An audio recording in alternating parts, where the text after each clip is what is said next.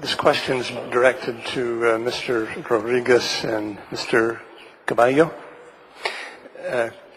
I'm sorry if I can't read your Caballo. The World Bank a year or so ago did an interesting study where they looked at the capital available per worker. And they subtracted out physical capital, man-made capital, financial capital, and so on.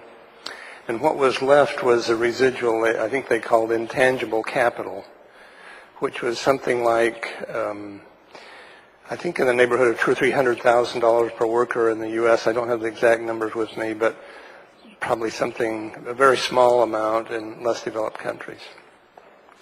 So what I've heard you talking about, and in fact what our moderator, which has done an excellent job, has talked about primarily as one kind of capital, and you said it all has to be there, and I haven't heard you talk about this intangible capital, the ability to trust each other, to keep contracts, to agree and make agreements, a number of these kind of forms that I thought you may have been referring to. Could you address the need for this intangible capital and define it if you would, and how to develop it if it's important? Maybe you have another explanation for it. Does anyone care to respond?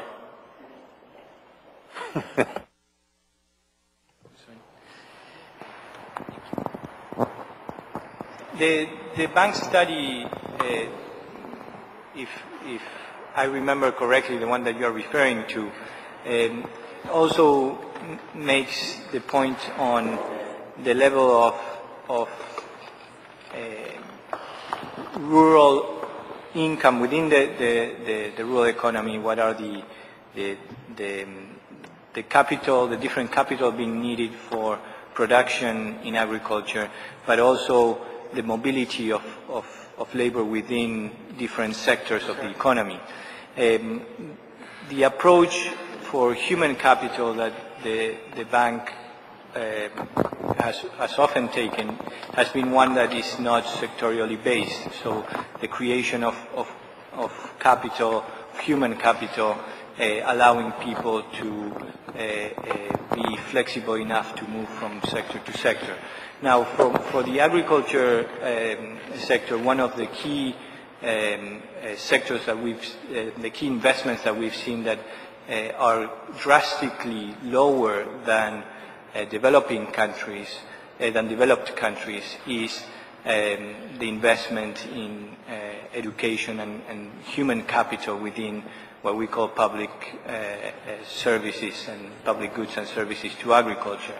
The difference between OECD countries and Latin American countries and developing countries is drastic. We have comparable levels of investment in infrastructure, rural roads and electricity, in terms of percentage of spending. We have more or less comparable levels of investment, of public sector investment in agricultural public services such as phytosanitary controls and systems, although these are a little bit lower, but they're drastically lower in terms of education and human capital formation in the agriculture sector. So there is clearly a need. There's also the point, as my colleague mentioned, that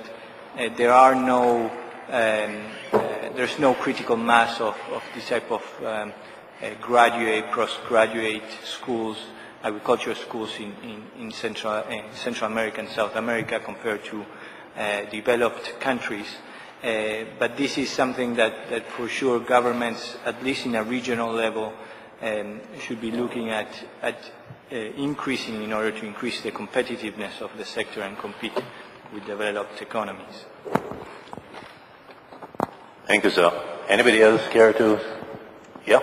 Well, taking the perspective of the different capitals, Latin American economies in general are natural resource-based economies. And when you use those resources, the key issue is how you invest the rents that are generated by those resources.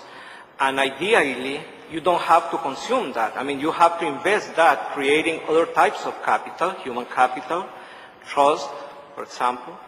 And so this is an important issue. For example, investing in education and in research and development. It's investing in capacities so that one type of capital is replaced by other capital. And I also want to go back on what I said about how to develop financing schemes that promote the participation of both private and public sector.